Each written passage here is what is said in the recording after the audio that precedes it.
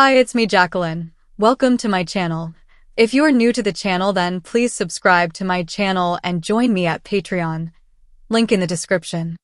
All three started walking slightly faster, and I had to increase my steps to keep up. It was fine for them, but this was my first day in heels.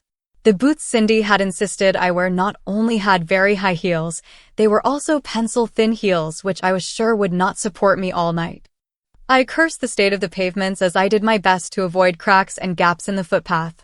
A group of lads came round the corner and my heart sank again. From the noise they were making, it was obvious they had already been drinking.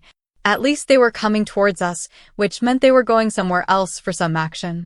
By now we were almost level with the group and I was on the outside. The click-clack response as my boots hit the ground just made me more nervous. I was sure all the men had recognized that I was really male, and it would only be a matter of time before the verbal abuse would begin. I closed my heavily made-up eyes and waited. Nothing. Not a sound. I opened my eyes once more, but did not dare glance round to see if the group had gone. My heart slowed a beat, and I gripped the strap of the handbag as tightly as I could. Would I always have this rush of terror every time I came in contact with people whilst wearing a dress? Told you, smirked Miss Roberts as we entered the front entrance of the cocktail lounge. The two other girls smiled encouragingly at me. Come on, I think you need a drink, girl, said Cindy. We found a table in the main lounge. It was in a dimly lit corner, so I was at least presenting a restricted view of myself to those other customers currently enjoying their Saturday night. The silver chrome bar stools and matching tables presented another terror for me. I had never liked high stools, and the prospect of safely negotiating myself up into the seat without falling off was not good. As I hoisted myself into the seat and smoothed out my skirt to avoid creasing, I became aware that my backside and the tops of my thighs rested on what felt like cold metal. It took me a few attempts to position my boots on the slim support that joined each stool leg together. Because the heel was pencil thin, I had to rest my feet using the pointed toes of the footwear. This made me perch forward in the stool. Cindy was already heading for the bar, so obviously they knew what they were all having. Though it might be inappropriate for me to ask for my usual pint of beer, so I busied myself looking around the bar. Miss Roberts removed the scrunchie from her hair and shook her head to allow it to fall over her shoulders. Don't you worry. Once you've grown your hair long enough, you can do this too. You need to let it grow out before you get it styled. Cindy returned with a large jug of what turned out to be their favorite cocktail. The tipple was Blue Lagoon and consisted mainly of vodka and a liqueur Cindy said was Bowls Blue. There was a mountain of ice floating on the top, so I guessed you had to drink it chilled. She poured each of us a glass and handed them out. She gave me mine and whispered, "Remember not to gulp it down. Take small sips. And your lipstick is long-lasting, so you won't leave marks all over the rim." I lifted the glass to my painted lips and took a small sip. At first I was not sure if the slightly perfumed taste came from the lipstick or the cocktail, but I did manage to resist licking my lips to find out. Cindy was correct about the makeup though. There was no transfer mark on the glass. Laura leaned slightly forward. We always start off in here before hitting the clubs. In fact, we're quite well known, aren't we, Karen? Miss Roberts nodded. All the staff knows us, Sally. I'll introduce you later. Not tonight though. She picked up the pitcher and refilled all our glasses. You did very well today, Sally, considering it was your first time. But just how far are you prepared to go? How far? I quizzed. Miss Roberts glanced at the girls. We could use someone like you full-time, and you don't appear to have a job. Do you have a job? She asked. I shook my head. My nerves were beginning to get the better of me, and I found myself tugging at the hem of the miniskirt and looking down at my booted legs. She smiled and pointed a finger at me. You know what, girls? I think Sally here actually enjoys all the attention she's been getting. After all, if you had wanted to, you could simply have not shown up on Friday night. What would I have done? I still had the skirt you tried to buy. It was true that my mission to buy a skirt had not quite gone to plan. I had not lost any money during it, but I did want that skirt. But you did turn up at my home and allowed me to dress you up as a woman without as much as a whisper, and we haven't seen too much of a bulge from under that skirt, so you're not just doing this for a kick, are you? She sat back. It was obvious I was not required to give a reply right away, so I just sipped from the drink. Laura spoke next, placing a hand on my bare thigh. Sally just wanted to buy a skirt. We all wear them, so why can't men? I'm sure she loves wearing such pretty clothes, don't you, Sally? This time I did nod. Yes, I suppose I do. I stammered. My legs started to tremble at what amounted to a confession in front of the women. Curiosity also dictated that I wanted to find out if I sounded anything like a woman. But that question would be answered later. Cindy had a fit of giggles. She looked almost joyous at the revelation, as if it was a dream come true for her to have her own little mannequin to dress up. Miss Roberts went into her bag and stood up to go to the bar. I'll get the next round and then we can talk some more. Perhaps you'd like to freshen up, girls? As she went to the bar, Cindy and I headed for the ladies while Laura kept the seats. I was now going to enter another forbidden domain for a man, the ladies' room. The stone flooring only served to amplify the sound of our heels as we entered the washroom. I was struck by how different it was from the men's version. Nice wash basins and huge mirrors to help you repair makeup and fix hair. I did not need to go, but Cindy headed for the first cubicle, leaving me alone in what I considered to be the inner sanctum. You better fix your lipstick, Sally. Karen likes standards kept at all times, Cindy bellowed from inside the cubicle. I placed my bag on the sink and removed the tube of lipstick. Opening it up, I leant forward and very carefully repeated the process of applying dark red color to my lips.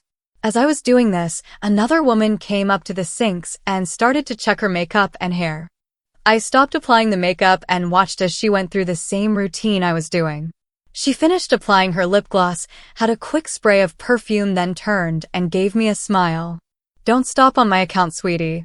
Then she let out a little gasp and exclaimed, Where did you get that sweet little skirt?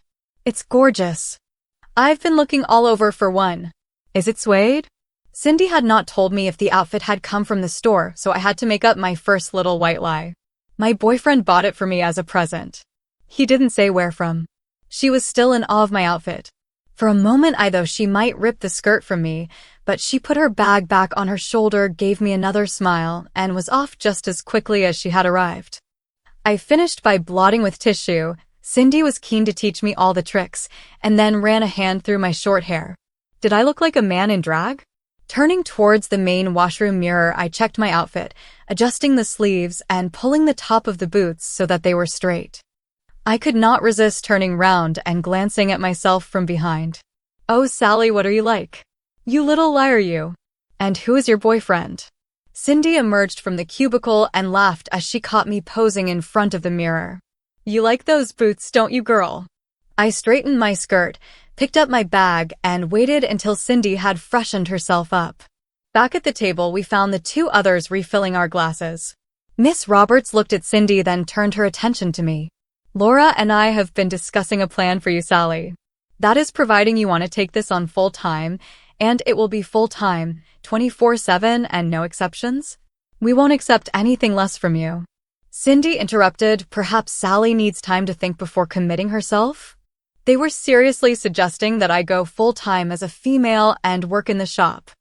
I had already undergone what I thought was quite drastic changes in the last 2 days, but from what they were saying now, it would be nothing like what would be required. Laura spoke next. You could move in with me. I have my own flat, so you won't have to worry about rent or anything. But I cannot just move in with you. I replied, Course you can. In fact, I insist. I hate staying on my own, and 2 girls is safer than 1. Laura made sense with the remark, then finished with, And you'll have your own room. We can fix it up just the way you want. Working full-time would get you about £200 a week, and there is a staff clothing allowance too, added Cindy. Miss Roberts was happy that her team was offering assistance. I don't think the company clothing allowance will take care of all what Sally needs. But don't worry, I have far too many clothes just sitting at home. Some of them will suit you fine, as you can already testify. The other girls offered clothes from their respective wardrobe too. Laura sipped from her glass, then said, Don't worry, we won't lumber you all our cast-offs. I have a fantastic red sequin shift dress that will look gorgeous on you this Christmas. Cindy waited for me to say something. It was all a bit of a shock to the system. True, I had no job and the rented room was nothing to write home about. As for my wardrobe, it was dull compared to what I had seen women wear. But I needed time to think. Wearing a short skirt and perilously high heels might sound great, but 24/7 could be a different matter altogether. Miss Roberts spoke first. "We can let you sleep on it tonight, Sally. We have dancing to get to remember. But we want your decision tomorrow at midday. If you say no, then you can pick up your things from my house and we will never see each other again." She sipped from her cocktail before continuing. "But if you say yes, then you are submitting to our regime. You will be trained intensively until you are ready to think like a woman for yourself." With that, we finished our drinks and headed for the disco. The beat from the room was almost deafening as we searched out a suitable table. It was still quite early, so fortunately we had a choice and settled on a corner booth. At least the seats were more comfortable than the ones in the cocktail bar. As soon as I had sat down, I placed my bag on the table, took out the powder compact, and checked my face in the small mirror. My lipstick was still good and the foundation was long-lasting, so I might only require a dusting of powder to keep it shine-free. Without realizing it, I had thought of all this and carried out the actions without prompting. I closed the compact and replaced it in the handbag. Miss Roberts, who had obviously witnessed this automatic response from me, gave me a smile. "That's good, Sally. You're a quick learner." She got up and put out her hand. "Come on, let's get the drinks in." We headed to the bar and I was handed a 50-pound note. "Treat it as an advance. You cannot come on a girls' night out with no money." Miss Roberts turned to leave me alone at the bar. "Get 2 bottles of white wine, Sally. I'll see you back at the table." She walked slowly back to the girls, leaving me waiting to be served. A young barman approached, and I asked for the wine in my best girl voice. Even above the music, I knew this was an area that I would have to work on if I was to avoid detection. He returned with the wine. "Shall I open it for you?" he said. I nodded, and he quickly opened both bottles. "How many glasses?" I paused. "Glasses? Sure. A pretty girl like yourself can't be here on her own. And hopefully Nit want to drink this straight from the bottle," he replied. "Oh, right. Sorry, 4 glasses, please." I stammered. This was more nerve-wracking than the walk across town. I still had a lot to learn if I was going to take up the offer to go full-time. But there I was again. Was I seriously considering becoming Sally full-time? I glanced down at the clothes I was wearing and was immediately mesmerized by the reflection that the disco lights cast onto my leather boots. "For glasses, 2 bottles of wine. That'll be 32 pounds, please, miss." The barman broke my concentration and I quickly handed him the money. He rung up the bill and gave me back my change. "There you are, beautiful. See you again soon." I managed my best smile and took the tray with everything on it back to the table.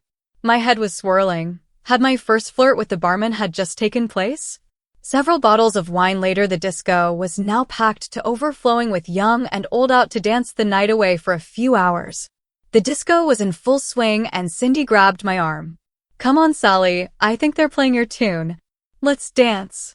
She pulled me out of my seat and we both teetered across to the now heaving dance floor.